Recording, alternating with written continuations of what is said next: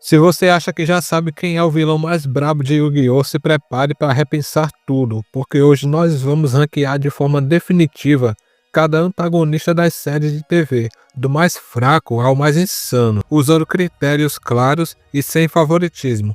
Nós vamos analisar o impacto na história, a ameaça real, carisma, originalidade de estratégia e desenvolvimento de personagem. E não importa se o seu vilão favorito está aqui, se ele cair para baixo, eu vou explicar o porquê. E no final, eu quero que você comente a sua própria lista e me diga quem subiria ou desceria nessa tier list. Antes de começar, aqui estão as regras. Nós estamos falando apenas das séries de TV que são Yu-Gi-Oh! Duelo de Monstros, o Yu-Gi-Oh! GX, o Yu-Gi-Oh! 5DS, Zexal, Yu-Gi-Oh! Archive. Filmes e ovos estão de fora, mesmo que tenham grandes vilões. Antagonistas que cumprem o papel de vilão, mesmo não sendo totalmente do mal, serão incluídos. Figurantes irrelevantes sem impacto real ficam de fora. Os critérios de avaliação são o impacto na trama, se ele mudou ou não o rumo da história, a ameaça real, se ele causou ou não risco ao herói ou ao mundo, carisma e presença, originalidade da estratégia e o desenvolvimento do personagem. Agora que você já sabe como vamos medir, se prepare, porque começamos lá embaixo e vamos subindo até o topo da maldade em Yu-Gi-Oh!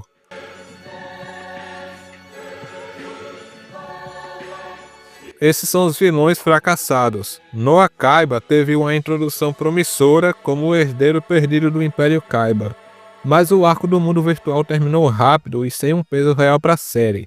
Literalmente o Noah é um vilão filler de uma temporada filler. Mas uma coisa boa nessa temporada é que ela se aprofunda um pouco no passado do Kaiba, mas é só isso. O Kagemaru era o líder dos Cavaleiros das Sombras. O cara parecia ser uma ameaça gigantesca, mas a execução foi fraca demais.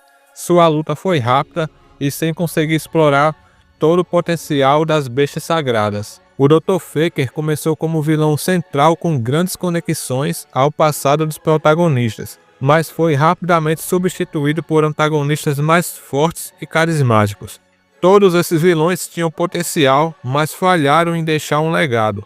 Se você acha que algum desses merecia subir, comenta agora, aí embaixo nos comentários. Aqui ficam os vilões que tiveram mais presença que os fracassados, mas ainda assim decepcionaram. Eles tiveram planos ou habilidades interessantes, mas a execução deixou a desejar. O Professor Viper era um antagonista com motivações até dramáticas, até fez uma parceria com a Yubel em troca de ter o seu filho de volta, mas foi rapidamente resolvido e perdeu a relevância. Os irmãos Paradoxo apareceram como duelistas enigmáticos, mas ficaram marcados mais pelo formato do duelo e por aquelas rimas que doem nos ouvidos do que por serem ameaças reais. O 4 começou como um rival perigoso, mas foi suavizado rápido demais e acabou perdendo seu peso como vilão. Esses vilões não chegam a ser irrelevantes, mas não entregaram o que o público esperava. E aqui eu quero saber para você, um vilão que é derrotado cedo demais já merece cair para ruim? Ou o que conta é o impacto que ele teve no pouco tempo de tela que apareceu?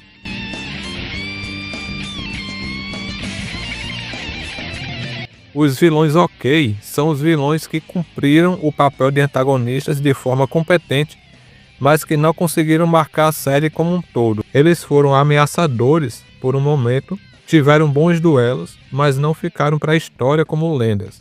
O Varys era um oponente formidável, forte, com estratégias e motivações até claras, mas sem o peso emocional dos grandes vilões da franquia. O Kaito começou como um caçador de números implacável, apelão com um deck forte, mas o seu arco de vilão foi muito curto antes de se tornar aliado. E na minha opinião, o Kaito deixou a desejar, mas ele ainda consegue ser digno de um vilão ok. Os Signatários das Trevas foram ameaças regionais dentro da trama. Com decks tanto quanto fortes, eles deram um pouco de trabalho aos protagonistas, mas não chegaram ao impacto devido. Entre eles, o que eu mais gostei foi a Carly e Carmine. Eles são a definição de cumpriram a missão e saíram. Agora me diz, você acha que um vilão precisa ser memorável para entrar nos bons? Ou só fazer bem o que se propõe já é o suficiente? Se você está gostando do conteúdo, se inscreve aí no canal para não se esquecer. e já deixa o like no vídeo. Aproveita e clica também em Seja Membro para nos apoiar e nos motivar a trazer cada vez mais conteúdos como esses para vocês.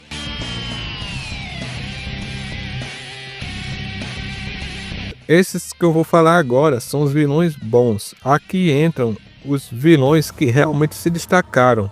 Eles não estão no topo, mas tiveram importância, carisma e lutas memoráveis. O Jack Atlas é um cara brabo com um deck mais brabo ainda, só que acabou ficando nos vilões bons.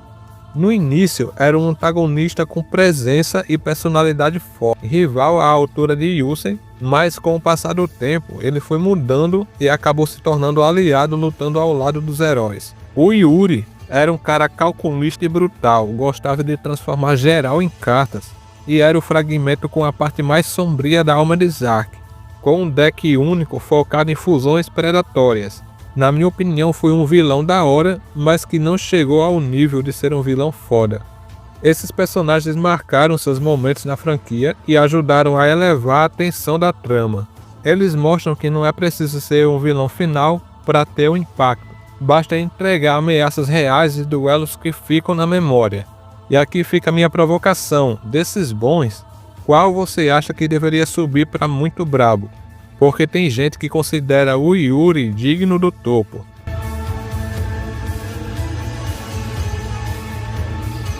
Esses são os vilões muito brabos, vilões que foram realmente marcantes e tiveram um impacto global na trama. Ameaçaram os protagonistas física e psicologicamente e mostraram estratégias únicas.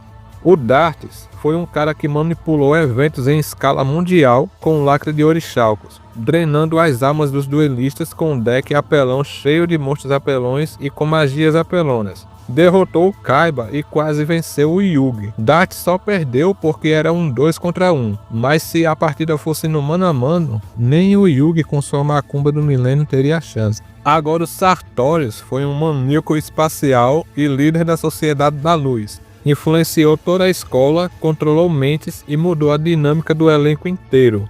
Ou seja, foi um vilão que proporcionou uma ameaça global. E por isso ele merece ser um vilão muito brabo. O Zone foi um antagonista complexo com um deck forte para cachorro. Inclusive um dos meus preferidos. O cara tentou reescrever o futuro para evitar a destruição, criando dilemas morais. Ele causou uma ameaça real, chegando perto de destruir a cidade, e também chegou muito perto de derrotar o protagonista. Já o Vector era um cara traiçoeiro, manipulador e com revelações que mudaram completamente a percepção da história.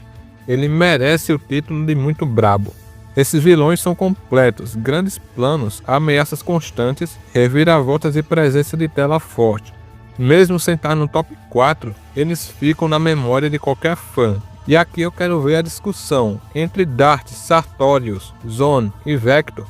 Qual você colocaria no lugar de um dos 4 melhores? Porque eu sei que tem fã que colocaria o Dartes direto no topo. Agora vamos falar nos melhores dos melhores. Chegamos ao topo. Esses são os vilões que definem o que significa ser uma ameaça em Yu-Gi-Oh! Presença, inteligência, carisma e impacto duradouro. Em quarto lugar, Maximilian Pegasus. Foi o criador do monstro de duelo, um cara manipulador, dono do olho do milênio e que transformou os duelos em armas políticas e pessoal, transformando também Kaiba, Mokuba e o avô do Yugi em cartas. Em terceiro lugar, o Yami Merrick. Esse sim é um vilão puro, cruel, sádico e que se diverte com o sofrimento alheio, e com presença de tela que domina cada cena. Com um deck apelão e aterrorizante, ele consegue essa vaga em terceiro lugar. Agora em segundo lugar, o Yami Bakura, ou Zork. Zork foi um manipulador desde o início, usando os jogos das sombras e possuindo o corpo de Bakura por anos e por milênios. Introduziu as sombras no mundo há 5.000 anos, derrotou todos os guardiões das relíquias, ficando apenas o faraó Aten e ainda quase destruiu o Egito. Agora, em primeiríssimo lugar, Zark. A fusão dos 4 protagonistas alternativos, Yuya, Yuto, Yugo e Yuri. Um vilão que literalmente quase chegou perto de destruir o mundo inteiro. Era tão apelão que para trancafiar ele tiveram que dividir o mundo em 4 dimensões e separar seus fragmentos entre elas. E por isso ele ganhou o título de melhor vilão em primeiríssimo lugar. Mas aqui eu quero que você comente quem você tiraria desse top 4 e quem você colocaria no lugar. Porque para alguns, Darth, Sartorius ou até o Vector mereciam estar aqui. Então é isso, se você curtiu essa tier list, deixa o like no vídeo e se inscreve no canal. E clique também no botão seja membro para nos apoiar e nos motivar a trazer mais vídeos para vocês.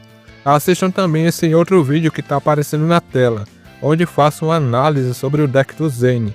Um abraço a todos e até o próximo vídeo.